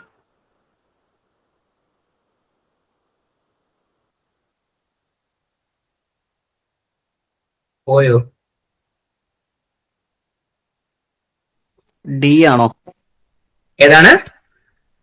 പൈപ്പ് ലൈനിങ് ആണോ? പൈപ്പ് ലൈനിങ് അല്ല, സീക്വൻസിങ് ആണ് കേട്ടോ. സീക്വൻസിങ്. ഓക്കെ, ഇതിനകത്ത് ചെറിയൊരു ഇതുണ്ട്. പൈപ്പ് ലൈനിങ് എന്ന് പറയുന്നത് ശരിക്കും പറഞ്ഞ കൺസെപ്റ്റ് ഒരു വാസ്റ്റ് കൺസെപ്റ്റ് ആണ്. ഇപ്പോ ഞാൻ നിങ്ങളോട് വെറുതെ ഒരു 2 മിനിറ്റ്സ് ഒരു കാര്യം വെറുതെ പറയുന്നേ ഉള്ളൂ. ഈ നിങ്ങൾ ഇപ്പൊ കേട്ടിരിക്കുന്ന machine learning, artificial intelligence, computer vision എന്നൊക്കെ പറയുന്ന വലിയ വലിയ പേരുകൾ, ഓക്കെ, അതിനകത്തൊക്കെ പൈപ്പ് ലൈനിങ് എന്ന് പറഞ്ഞു കഴിഞ്ഞാൽ ഒരു പ്രൊസീജിയർ. ഇപ്പം ഞാൻ പറയാണ്, പൈപ്പ് ലൈനിങ് ഞാൻ ഒരു നല്ലൊരു എക്സാമ്പിൾ പറഞ്ഞാൽ, ഇപ്പൊ നിങ്ങളോട് പറയാണ് എനിക്കിപ്പം ഒരു ചായ ഉണ്ടാക്കണം എന്ന് പറയുന്നു. അപ്പോ ഞാൻ ആദ്യമേ പാലിനകത്തോട്ട് പൊടിയിടാൻ പോകുന്ന പരിപാടിയാണ് ചെയ്യുന്നത്, അല്ലെങ്കിൽ തിരിച്ചങ്ങ് പല രീതിയിൽ നമുക്ക് ചായ ഇടാം. പക്ഷെ ഞാൻ പറയുന്നത് വെച്ചാൽ അടുപ്പത്ത് ഒരു പാത്രം എടുത്ത് വെക്കുന്നു, പ്രൊസീജിയർ നമ്പർ 1. അതിനകത്തേക്ക് പാൽ ഒഴിച്ചു വെക്കുന്നു, തിളപ്പിച്ച് തുടങ്ങുന്നതിന് ശേഷം ചായപ്പൊടി ഇടുന്നു, തിളയ്ക്കുന്നു, എന്നിട്ട് ശേഷം എന്ത് ചെയ്യുന്നു, ഒരു ഗ്ലാസ്സിലോട്ട് ഒഴിക്കുന്നു, പഞ്ചസാര വേണമെങ്കിൽ ഇടുന്നു. ഓക്കെ, ഇതാണ് ഒരു പ്രൊസീജിയർ എന്ന് പറഞ്ഞാൽ. This is called a pipeline. Okay, ഇതേ സംഭവം നമ്മൾ കമ്പ്യൂട്ടറിന്റെ കാര്യത്തിലൂടെ എടുത്തു കഴിഞ്ഞാൽ അത് തന്നെ നമുക്ക് പല രീതിയിൽ, അതായത് നമ്മളിപ്പം മെഷീൻ ലേണിംഗ് എടുക്കുന്നെങ്കിൽ, കമ്പ്യൂട്ടർ വിഷൻ പോലത്തെ സംഭവങ്ങൾ എടുക്കുന്നതെങ്കിൽ അതിനകത്തൊക്കെ ഇങ്ങനെ ഒരു പ്രൊസീജിയർ ഫോളോ ചെയ്യുന്നതിനെ നമ്മൾ പൈപ്പ് ലൈനിങ് എന്ന് പറയും. So instructions, A set of instructions accumulated എന്ന രീതിയിൽ പറഞ്ഞു കഴിഞ്ഞാൽ we can say it stands for pipe lining.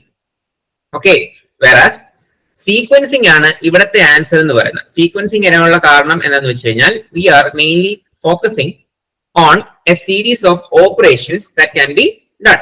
Okay, അപ്പൊ ഇവിടെ ശരിക്കും പറഞ്ഞാൽ നമുക്ക് പല രീതിയിൽ പറയാം. സീക്വൻസിങ് എന്ന് പറയുന്നത് ഇതിന്റെ ഒരു നോക്കിയേ, it causes the CPU to step through a series of micro operations.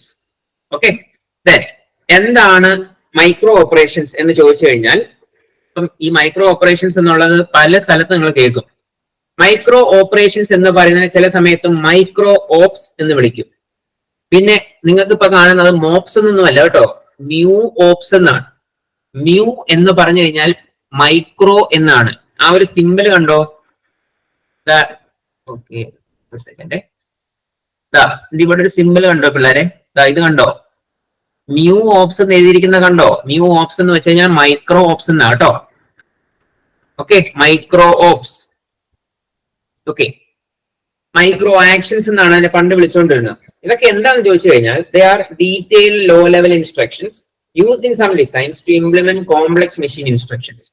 Okay, അപ്പോ ഇത്തരത്തിലുള്ള മൈക്രോ ഓപ്പറേഷൻസ് ഡീൽ ചെയ്യുന്ന series of micro operations deal ചെയ്യുന്ന സംഭവങ്ങളെ നമ്മൾ വിളിക്കുന്ന പേരാണ് സീക്വൻസിങ്. പേര് മറക്കണ്ട. Okay, sequencing. The functions of execution and sequencing are performed by പിന്നെ ഒരു കാര്യം കൂടെ, എന്താണ് എക്സിക്യൂഷൻ, എന്താണ് റൺ ടൈം?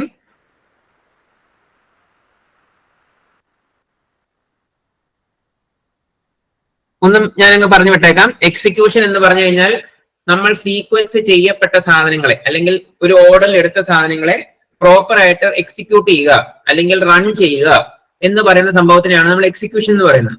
ഈ എക്സിക്യൂഷൻ എന്ന് പറയുന്ന എക്സിക്യൂഷനിൽ ഇരിക്കുന്ന സംഭവത്തിനെയാണ് നമ്മൾ എന്തെന്ന് വെച്ചാൽ നമ്മളിപ്പോ ഒരു സംഭവം റൺ ചെയ്തു. ഓക്കെ, അതായത് ഇപ്പൊ ഞാൻ നിങ്ങളൊരു സിമ്പിൾ എക്സാമ്പിൾ പറയാം. ഇപ്പോ ഒരു പ്രോഗ്രാം എടുത്തു, നിങ്ങൾ സി എന്ന് പറയുന്ന ലാംഗ്വേജ് എടുക്കുന്നു, അതിനകത്ത് ടൈപ്പ് ചെയ്യുന്നു, ഫയൽ സേവ് ചെയ്യുന്നു. സേവ് ചെയ്ത ഫയലിനെ നമ്മൾ കമ്പൈൽ ചെയ്യുന്നു. കമ്പൈൽ ചെയ്യുന്ന വെച്ചാൽ എറർ ഉണ്ടോ എന്ന് നോക്കുന്നു. എറർ ഒന്നും ഇല്ല എന്ന് കണ്ടു കഴിഞ്ഞാൽ നിങ്ങൾ ആ പ്രോഗ്രാമിനെ റൺ ചെയ്തു. റൺ ചെയ്തു എന്ന് പറഞ്ഞു കഴിഞ്ഞാൽ അതിന്റെ അർത്ഥം അത് എക്സിക്യൂട്ട് ആയി എന്നാണ്. ഈ പറഞ്ഞതിനകത്ത് എന്തെങ്കിലും സംശയം ഉണ്ടോ? ഞാൻ ഒന്നുകൂടെ പറയാം. ഞാൻ ഈ പറഞ്ഞതിനകത്ത് എന്തെങ്കിലും സംശയം ഉണ്ടോ?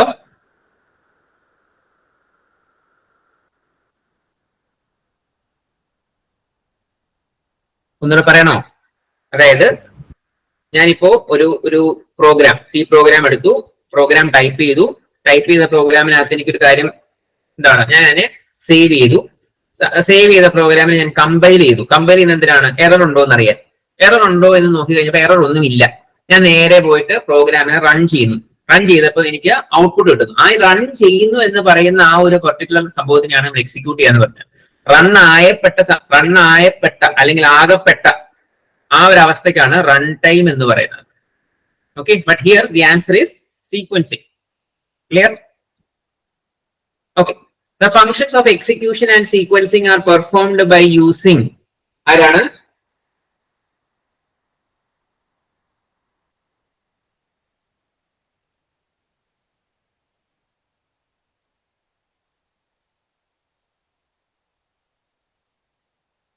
The functions of execution and sequencing are performed by using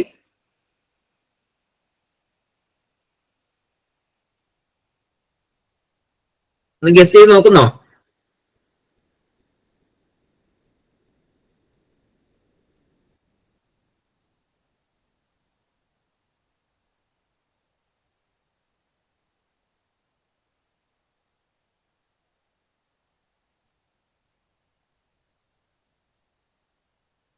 Control signals. Control signals ആണ്. കൺട്രോൾ സിഗ്നൽസ് ആണ് കേട്ടോ. Okay, the functions of execution and sequencing are performed by using control signals. Okay, okay, sequencing is sequencing followed by the procedure, followed by the process of execution is performed by control signals ആണ്. Sequencing is traversing each and every operation, whereas execution causes the performance of each operation. Okay, അപ്പോ ഇത് രണ്ടും effect ചെയ്യുന്നത് ആരാണ്? Control signal ആണ്. Okay, ഇത് ഞാൻ ഇന്നലെ ഒരു കാര്യം പറഞ്ഞു, രജിസ്റ്റേഴ്സ് എന്ന് പറയുന്നത് they are implemented using flip flops എന്ന് പറഞ്ഞു. Flip flops. ഓക്കെ, അപ്പോ ക്വസ്റ്റ്യൻ ഇതാണ്, what does D in D flip flop stand for? D in D flip flop. അപ്പോ ഫ്ലിപ്പ് ഫ്ലോപ്പ് എന്താണെന്ന് ഞാൻ പറഞ്ഞുതരാം. അതിന് മുന്നേ ഞാൻ ഇന്നലെ ഒരു കാര്യം പറഞ്ഞിരുന്നു. ഫ്ലിപ്പ് ഫ്ലോപ്പ് എന്ന് പറയുന്നത് ഒരു സമയത്ത് ഒരു ബിറ്റ് ഓഫ് ഇൻഫർമേഷൻ മാത്രമേ സേവ് ചെയ്ത് വെക്കത്തുള്ളൂ. And that information is 0 and 1. ഇത് മാത്രമേ സേവ് ചെയ്ത് വെക്കത്തുള്ളൂ. പിന്നെ ഇതിന്റെ വാല്യൂസ് 0യും 1ഉം അങ്ങോട്ടും ഇങ്ങോട്ടും പോകുന്നതുകൊണ്ട് ഇറ്റ് ഈസ് എന്താണ് അതുകൊണ്ടാണ് അതിന് ഫ്ലിപ്പ് ഫ്ലോപ്പ് എന്ന പേര് വന്നത്. ഫ്ലിപ്പ് ഫ്ലോപ്പ് അതായത് നമ്മുടെ പെൻഡുലം പോലെ വാല്യൂസ് അങ്ങോട്ടും ഇങ്ങോട്ടും മാറിക്കൊണ്ടിരിക്കും. അതിനെ നമ്മൾ എന്താണ് ബൈസ്റ്റേബിൾ മൾട്ടി വൈബ്രേറ്റർ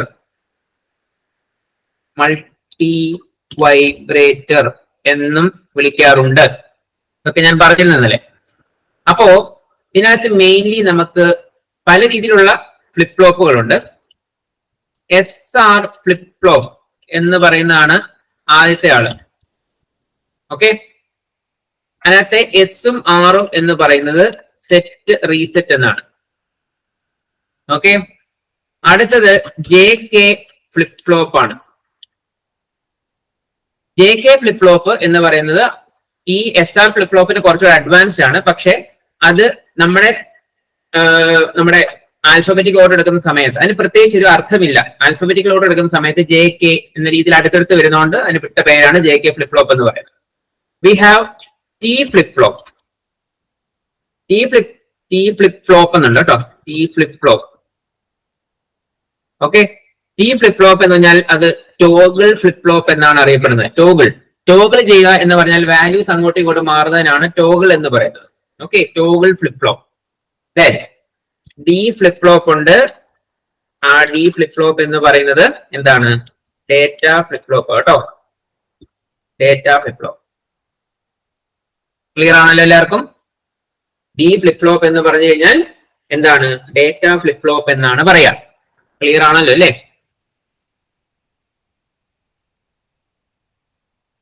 ആണോ?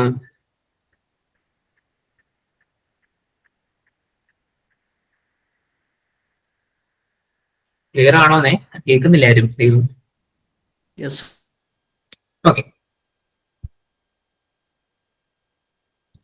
നമുക്ക് അടുത്ത ടോപ്പിക്കിലോട്ട് പോകാം. ഡേറ്റ ഫ്ലിപ്പ് ഫ്ലോപ്പ് ഉണ്ട്.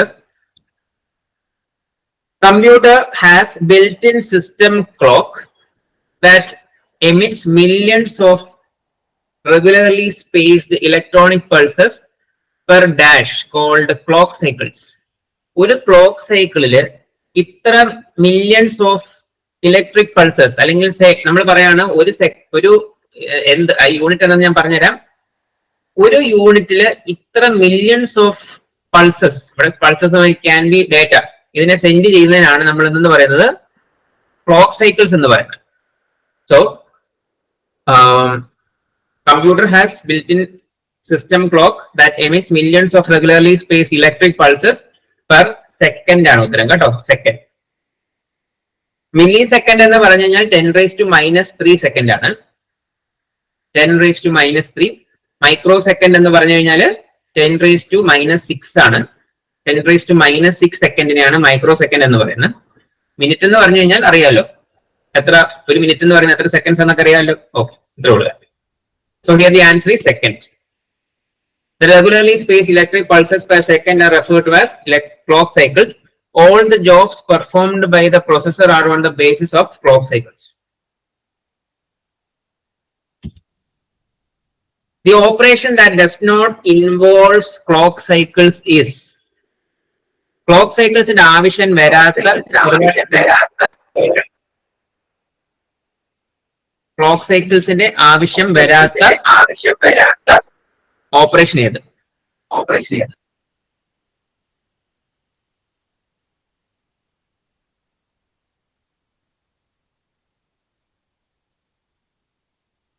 ഉത്തരം പറയാമോ?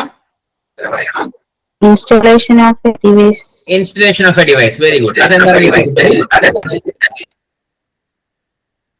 ഒരു സംഭവത്തിനെ എക്സ്പെക്ട് ചെയ്യുക, എക്സിക്യൂട്ട് ചെയ്യുക, ഡീകോഡ് ചെയ്യുക എന്നൊക്കെ പറയുന്നത് സിസ്റ്റത്തിന് അല്ലെങ്കിൽ ഈ പറയുന്നതിനകത്ത് വരുന്ന ഒരു സംഭവമാണ്. ക്ലോക്ക് സൈക്കിളിനുള്ളിൽ തീരേണ്ട സാധനങ്ങളാണ്. പക്ഷെ ഇൻസ്റ്റലേഷൻ ഓഫ് എ ഡിവൈസ് എന്ന് പറയുന്നത് സിസ്റ്റം ഡിപ്പെൻഡന്റ് ആണ്. അതായത് ചിലപ്പോൾ നമ്മുടെ സിസ്റ്റം, നമ്മളെ ഒറ്റ എക്സാമ്പിൾ പറയാം, ഒരു ഗെയിം ഇൻസ്റ്റാൾ ചെയ്യാൻ പോകാന്ന് വിചാരിക്കുക. ഒരുത്തന്റെ ഒരേ ഗെയിം നമ്മൾ പെൻഡ്രൈവിൽ ആ ഗെയിം ഇട്ട് നമ്മളത് ഗെയിം ഇൻസ്റ്റാൾ ചെയ്തു. ഒരുത്തന്റെ സിസ്റ്റം ഭയങ്കരമായിട്ട് സ്ലോ ആണ്. അപ്പുറത്തെ അവരിക്കുന്നവൻ ഇൻസ്റ്റാളുമായിട്ട് അവൻ കളിച്ചു തുടങ്ങി. അപ്പൊ എന്താണ്? It's system dependent. ഓക്കെ, ഇവിടെ ഇൻസ്റ്റലേഷൻ ഓഫ് എ ഡിവൈസ് എന്ന് പറയുന്നത് അതുപോലെ തന്നെയാണ്. അവിടെ മുമ്പേ പറഞ്ഞ ഇൻസ്റ്റലേഷൻ ഓഫ് എ ഗെയിം ആണ്, ഇത് installation of A device. Okay, അപ്പോ ഇതെന്ന് പറഞ്ഞാൽ സിസ്റ്റം ഡിപ്പെൻഡന്റ് ആണ്. Normally several clock cycles are required to fetch, execute and decode a particular program. Okay, installation of a device is done by the system on its own. Clear ആണല്ലോ? എന്താണ് decoding process എന്ന് പറഞ്ഞു കഴിഞ്ഞാൽ ഒരു പ്രോസസറിനോട് പറയുകയാണ് ഏതൊക്കെ instructions perform ചെയ്യണം.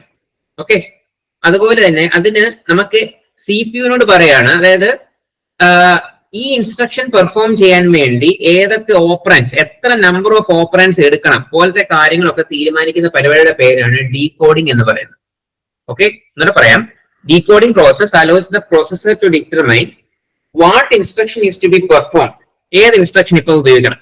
So that the CPU can tell how many operands it needs to fetch in order to perform the instruction. ഈ ഒരു പർട്ടിക്കുലർ ഓപ്പറേഷൻ പെർഫോം ചെയ്യാൻ വേണ്ടി എത്ര നമ്പർ ഓഫ് ഓപ്പറാൻസ് വേണ്ടി വരും, അതുപോലെ തന്നെ ഏത് ഇൻസ്ട്രക്ഷൻ ആണ് നമ്മൾ എക്സിക്യൂട്ട് ചെയ്യേണ്ടത് പോലത്തെ സംഭവങ്ങളൊക്കെ തീരുമാനിക്കുന്ന പരിപാടിക്കാണ് ഡീകോഡിംഗ് എന്ന് പറയുന്നത്. ഡീകോഡിംഗ് എന്നൊരു ഓപ്ഷൻ ആണ് കേട്ടോ, ഡീകോഡ്. ക്ലിയർ ആണല്ലോ? Next, the number of clock cycles per second is referred to as. പോരട്ടെ, ഉത്തരം പോരട്ടെ, വേഗം വേഗം. റേറ്റ് അല്ലേ ആണോ? ക്ലോക്ക് സ്പീഡ് ആട്ടോ, ക്ലോക്ക് സ്പീഡ് ആണ്. The number of clock cycles per second എന്ന് പറയുന്നതിന് നമ്മൾ ക്ലോക്ക് സ്പീഡ് എന്നാണ് പറയാ. Okay, the number of clock cycles per second is clock speed, generally measured in gigahertz. Gigahertz എന്ന് പറഞ്ഞു കഴിഞ്ഞാൽ 10⁹ cycles per second, megahertz 10⁶ cycles per second എന്ന രീതിയിലൊക്കെയാണ് ജനറലി മെഷർ ചെയ്യുന്നത്. So the answer is clock speed ആണ്. Clock speed. MAR stands for, വേഗം പറയും, വേഗം വേഗം. Address register. Memory address register ആണ്. Option A. Option A. It holds the address of active memory location. Then a circuitry that processes that responds to and the question the issue undallo processes the basic instructions that are required to drive a computer system is. The circuitry that responds to and processes the circuitry that responds to and processes the basic instructions that are required to drive a computer system. എന്താണ്?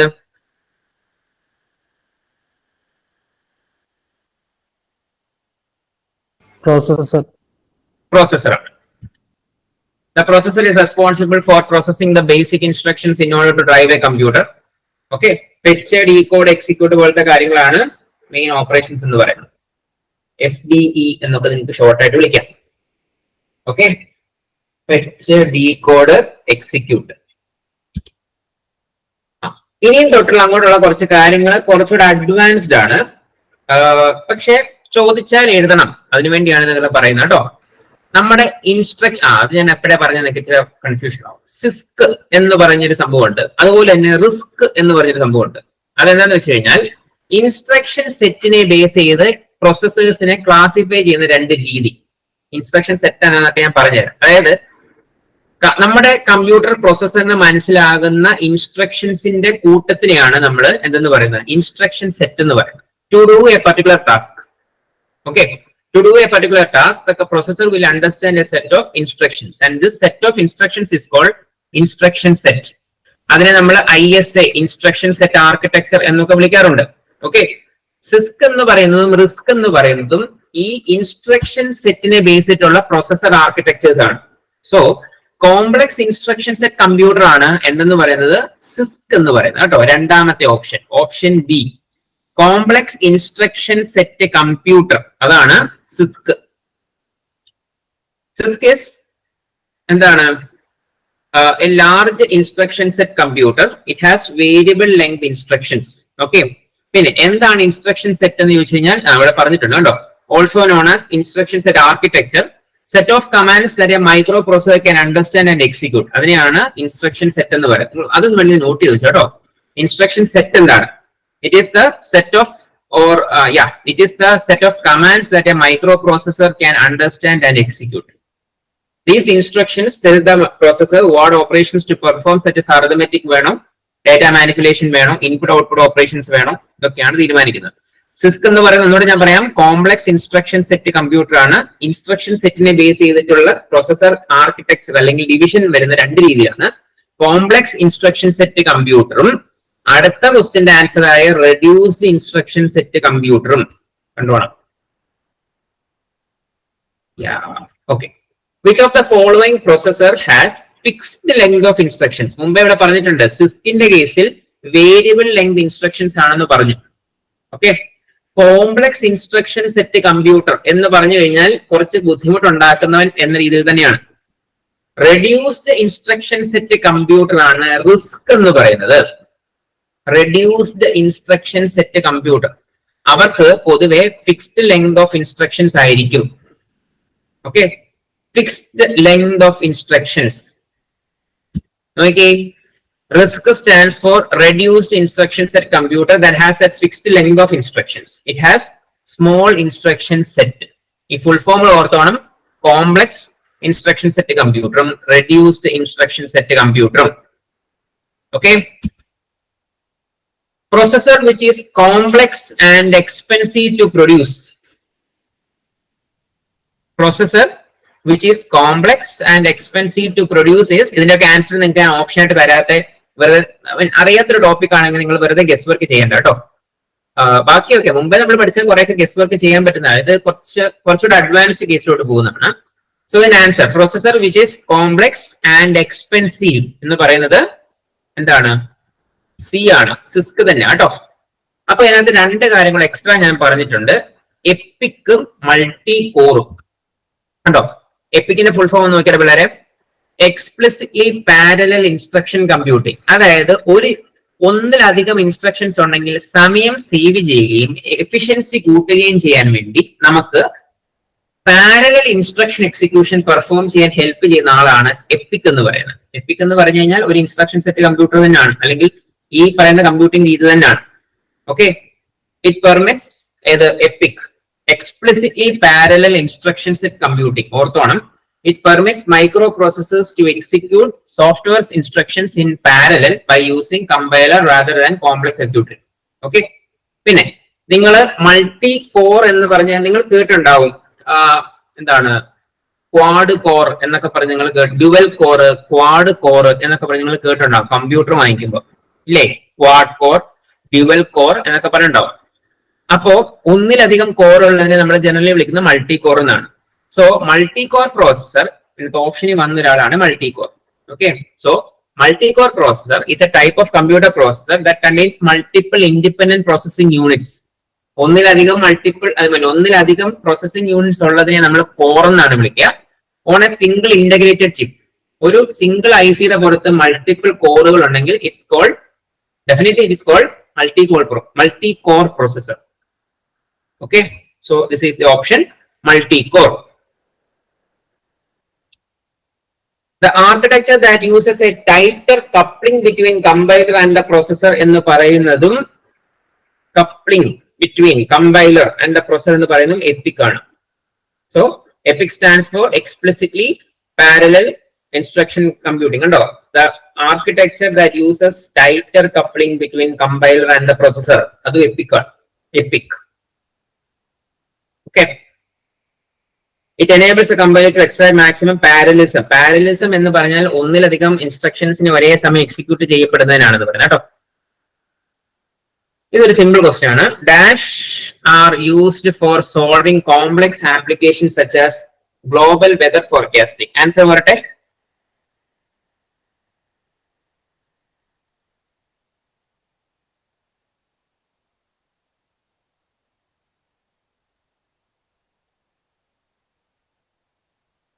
Super computers. Super computers, very good, very good. അതായത് international ലെവലിലൊക്കെ കളിക്കാൻ പറ്റുന്ന കുറച്ച് കാര്യങ്ങളാണ്. ഒരു simple example പറഞ്ഞിട്ടുള്ളൂ, global weather forecasting. അതിനൊക്കെ ഉപയോഗിക്കുന്ന കമ്പ്യൂട്ടേഴ്സിന്റെ പേരാണ് സൂപ്പർ കമ്പ്യൂട്ടർ എന്ന് പറയുന്നത്. Actually it is used for എന്താണ്, വെതർ ഫോർകാസ്റ്റിംഗ് മാത്രമല്ല, creating graphic images, engineering design, testing, space exploration, ഇതിനൊക്കെ ഉപയോഗിക്കാൻ പറ്റുന്ന സംഭവമാണ് ഇതെന്ന് പറയുന്നത് സൂപ്പർ കമ്പ്യൂട്ടർ എന്ന് പറയുന്നത്. ഓക്കെ, സൂപ്പർ കമ്പ്യൂട്ടർ എന്ന് പറയുന്നത് it's a computer that performs എന്താണ് at or near the highest operational rate. പിന്നെ മാസീവ് ഡാറ്റാബേസുമായിട്ടൊക്കെ ഡീൽ ചെയ്യാറുണ്ട്. ഇന്ത്യയുടെ ഫാസ്റ്റ് ഇപ്പൊ പരം 8000 എന്ന് പറഞ്ഞിട്ടുണ്ട് കേട്ടോ. പരം 8000 എന്ന് പറയുന്നതായിരുന്നു ഇന്ത്യയുടെ ആദ്യത്തെ സൂപ്പർ കമ്പ്യൂട്ടർ എന്ന് പറയുന്നത്. പരം 8000 ഇവിടെ മാർക്ക് ചെയ്തിട്ടില്ല. ഇപ്പൊ നമ്മൾ ഉപയോഗിക്കുന്ന സൂപ്പർ കമ്പ്യൂട്ടേഴ്സ് എന്ന് പറഞ്ഞാൽ സൂപ്പർ കമ്പ്യൂട്ടർ എന്ന് പറയുന്ന ഐരാവത് ഉണ്ട്, ഐരാവത്. അതുപോലെ തന്നെ പരം സിദ്ധി എന്ന് പറയുന്നുണ്ട്, പരം സിദ്ധി എന്നൊക്കെ പറയുന്നത്. ഓക്കെ, അതാണ് ഫാസ്റ്റസ്റ്റ് സൂപ്പർ കമ്പ്യൂട്ടർ ഇപ്പൊ കൺസിഡർ ചെയ്യുന്നത്. പിന്നെ ഐരാവത് എന്ന് പറയുന്നത് 75th മറ്റോ 75th ആണ്. ജൂൺ 2023 വരെ നോക്കുമ്പോൾ 75th കേസിലാണ് ഇരിക്കുന്നത് അതിന്റെ പൊസിഷൻ എന്ന് പറയുന്നത്. സോ ഐരാവതും പരം സിദ്ധിയും മറക്കണ്ട. ശരിക്കും പറഞ്ഞാൽ ഇപ്പോഴത്തെ ഫാസ്റ്റസ്റ്റ് സൂപ്പർ കമ്പ്യൂട്ടർ എന്നൊക്കെ പറഞ്ഞു കഴിഞ്ഞാൽ എനിക്ക് എന്റെ ഓർമ്മ ശരിയാണെങ്കിൽ ഫ്രോണ്ടിയർ എന്ന് പറയുന്ന ഒരെണ്ണമുണ്ട്. ഫ്രോണ്ടിയർ ഇത് മറ്റാരുമല്ല, നമ്മുടെ USA ഇറക്കിയ സംഭവമാണ്. സോ ഫ്രോണ്ടിയർ ആണ് എന്റെ ഓർമ്മ ശരിയാണെങ്കിൽ ഫാസ്റ്റസ്റ്റ് സൂപ്പർ കമ്പ്യൂട്ടർ ഇപ്പൊ അവൈലബിൾ എന്നാണ് ഞാൻ കേട്ടിരിക്കുന്നത്. ഞാൻ മുമ്പേ പറഞ്ഞത് നമ്മുടെ സൂപ്പർ കമ്പ്യൂട്ടർ എന്ന് പറഞ്ഞാൽ ആദ്യമേ പരം 8000 എന്ന് പറയുന്നതായിരുന്നു first super computer from India. ഈ ഐരാവതും ഈ പരം സിദ്ധി എന്ന് പറയുന്നതും ഇത് തന്നെയാണ് കേട്ടോ, സൂപ്പർ കമ്പ്യൂട്ടേഴ്സ് തന്നെയാണ്. ഓക്കെ, നോക്കട്ടെ.